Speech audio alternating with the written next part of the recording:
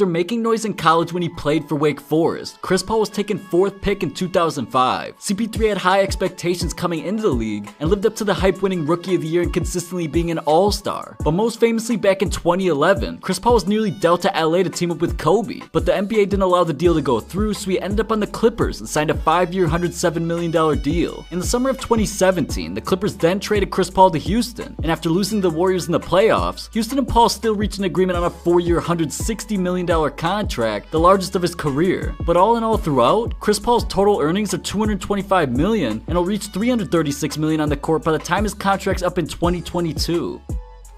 Now, before the NBA made the rule making players attend college before joining the league, Howard took his talent to the NBA right out of high school. Howard was such a dominant talent back then, he was easily taken with the first pick by the Orlando Magic in the 2004 draft. But from this point on, he dominated the league during his first years with the Magic and set many franchise and league records, made all-star teams, and even won 3 straight Defensive Player of the Year awards, so the Magic knew that he was worth something big. But in 2007, after just 4 years in the league and being just 21 years old, Howard and the Magic agreed on a 5-year deal worth $80 million. Then in 2009, Howard led his Magic to the NBA Finals, where he ironically went up against Kobe and the Lakers, and then a few years later was actually traded there. From this point on, Dwight still got his money, but was never able to reach superstar status again, then eventually signed with Houston in 2013 to a 4-year, $88 million deal. Dwight's jumped around the league since, playing for the Hawks, Hornets, and now Wizards, where he's still trying to prove his worth. But either way, his career earnings rank him with some of the league's best, making $234 million.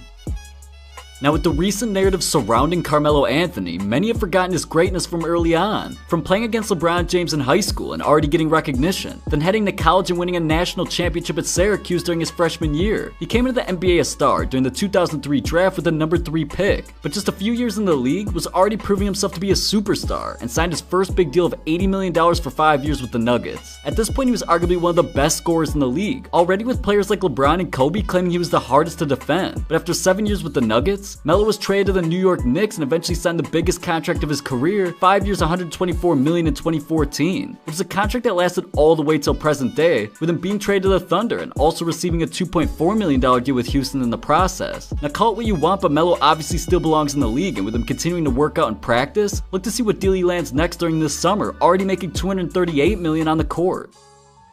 Now, Chris Bosh came into the league in 2003 with the 4th pick by Toronto, and he quickly made a name for himself, becoming one of the greatest Raptors ever during his first few seasons, constantly making all-star teams and even leading Toronto to the playoffs. He'd eventually sign a 3-year, $63 million deal and play out the contract, but then he headed to Miami to form a big 3 with LeBron and D Wade. And Bosh talked about this decision saying, "Know that this was my toughest decision, mostly because Toronto has been so great to me. I've loved every minute here, and I just wanted to thank you from the bottom of my heart." Bosh would then go on to sign a 6-year, $125 million contract that would lead to 4 straight finals appearances, 2 championships, and a legendary conclusion to his career, as just after LeBron left the team, Bosh's career cut short as he suffered career-ending injuries, but all in all, still earned a respectable $239 million in 13 seasons.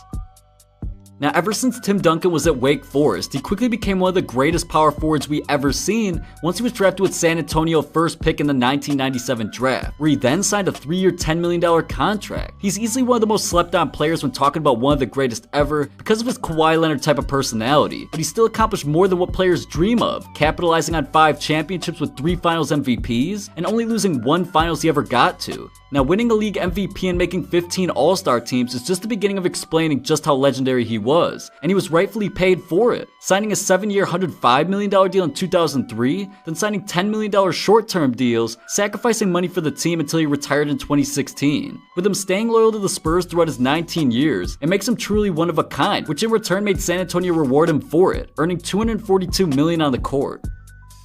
Now, making a name for himself overseas led Dirk to be drafted by the Milwaukee Bucks with the 9th pick of the 1998 draft, but was immediately traded to the Dallas Mavericks, where he stayed loyal throughout his entire career, 21 seasons. Dirk quickly became legendary in this league, one of the greatest shooting big men in history with his trademark fadeaway. Dallas got him on a bargain in the beginning, signing a $4.7 million deal, but with an impressive start, he'd go on to sign a 4-year, $48 million deal in 2001. They knew what they were getting as Dirk continued to carry, and he even got them to the NBA Finals in 2006. picks. That summer, he signed the biggest deal of his career for 5 years, $90 million, and he proved he was worth every penny, winning MVP that very next season. Dirk's numbers throughout his prime years were unbelievable, putting up 25 points and 8 rebounds per game, and he eventually signed yet another huge deal for 4 years, $80 million in 2010. And pretty much every single time he signed a contract like this, he just went on a mission immediately. And he did that leading Dallas all the way to the NBA Finals through Damian Lillard and the Blazers, Kobe Bryant and the Lakers, Kevin Durant, Russell Westbrook and the Thunder, and of course finally securing his first championship through Miami's big three of Chris Bosh, Dwayne Wade, and LeBron. Now throughout his career, he was offered huge deals from teams like Houston, and even Kobe admitted trying to recruit him to LA,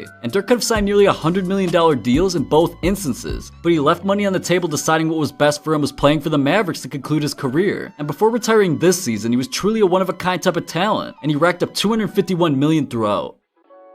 Now, to say we didn't see LeBron James becoming what he is today early on would be complete disrespect, as he was already covering magazines when he was in high school and even petitioned the NBA to come join the league at 17 in the 2002 draft, but obviously he was denied to finish school first, and he was of course selected number 1 in the 2003 draft. At just 18 years old, he was already being offered $70 million shoe deals before playing an NBA game, but he chose to sign with Nike for $90 million, and Cleveland got him on a bargain for 3 years, $13 million when he first came in because he had to prove himself. But a superstar immediately winning Rookie of the Year, showing he could hang with the best in the world, he never really even had a season even close to this since. Right from this point on, he elevated his game to legendary status right then and there, and immediately took what was the league's worst team before acquiring him to the playoffs in just his 3rd season. LeBron went on to sign a 4-year, $60 million deal, and in 2007, continued to shock the world, but in 2010, made a move that changed the league forever, announcing his decision live to sign with Miami and form a super team. He went on to take a pay cut and talked about his decision, saying, "I can't say it was always in my plans because I never thought it was possible, but the things that the Miami Heat franchise have done to free up cap space and to be able to put themselves in a position this summer to have all 3 of us, but all 3 of us are ultimately going to take less money because we wanted to all play alongside each other, and we feel like we could be great together." Now throughout these 4 seasons with the Heat, they made the finals in each of them, and winning in 2012 and 2013, with LeBron of course winning finals MVP in each. In 2014, LeBron then terminated his contract early to return to Cleveland. It was time for LeBron to fulfill his promise of ending their championship drought of 52 years, so he was on a mission from that point forward, signing over $150 million in deals over those 4 years. But after losing to Golden State in his first year back, he accomplished what none had done before him when he led the Cavs to the finals once again, then went down 3-1 in the series, but led them all the way back, winning the next 3 games of legendary performances between him and Kyrie Irving. Now of course the Warriors went on to get Kevin Durant, and things were never the same. And all these years, LeBron's had a mansion in Los Angeles, so after that costly mistake from J.R. Smith during those 2018 finals, you could tell right then and there LeBron was already thinking, "I'm heading to LA." That summer, all eyes were on him even though he was on vacation, but the media was trying to get any sort of hint about the decision he was going to make, and just a few days into free agency, a camera caught his plane flying into Los Angeles, where he of course announced he'd signed for 4 years, $154 million. Now currently LeBron's made $269 million on the court, but once he plays through this current deal, it'll total $387 million, making him the highest paid player in NBA history. But keep in mind, this is nothing compared to the $1 billion deal that he has with Nike already.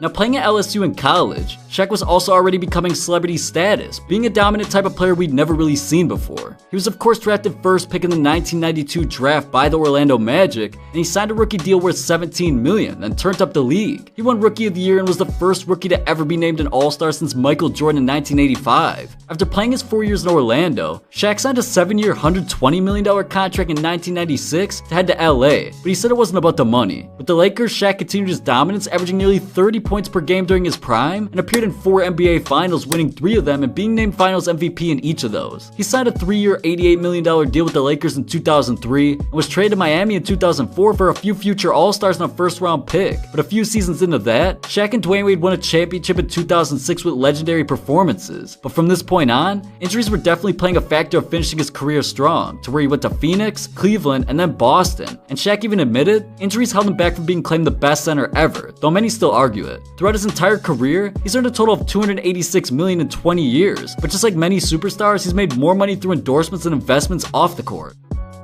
Now, Kobe Bryant was definitely underrated coming in. It was picked 13th by Charlotte in the 1996 NBA draft, immediately being traded to the Lakers, where he signed a 3-year, $3.5 million rookie contract, and he even ended up winning the dunk contest in his first year in the league. But from this point on, he completely elevated his game to legendary status and signed a 6-year, $70 million deal because of it, to which he ended up leading the team to the finals year after year. Kobe was yet again another legendary player who stayed loyal to one team, and to that, he made over $323 million, as he had created one of the most legendary legacies we've ever seen, with 18 All-Star games, being one of the leading scorers ever, having an 81-point game, and of course winning 5 championships. But after his final contract, Kobe announced retirement in 2016 after playing all 20 seasons for the Lakers. Now lastly at the top of the list, we have Kevin Garnett, who was well declared for the NBA draft right out of high school and was chosen 5th pick by the Timberwolves in 1995. Garnett signed the common 3-year, $3.5 million rookie deal when he went on leading Minnesota to playoff berths when they decided to restructure the contract, and Garnett signed a 6-year, $126 million deal after that and led his team to 4 more consecutive years in the playoffs, making it 8 seasons in a row. Now in 2007, KG signed a 3-year, $51 million deal, but was involved in a blockbuster trade sending him to Boston, for a league record of the Wolves getting 7 players for just him. Now Garnett ended up helping the Celtics to the NBA Finals in his first year there, and of course won his only championship. They continued to be a force making the playoffs year after year, but were eventually traded to Brooklyn along with Paul Pierce in 2012, and eventually returned to Minnesota, which tied the NBA record for most years ever played in the NBA with 21 seasons, and he retired in 2016. He eventually finished his NBA career earning $334 million, which made him the highest paid player in NBA history for now. Now go check out the most expensive contract signed this offseason and subscribe to stay up to date with the NBA 100%.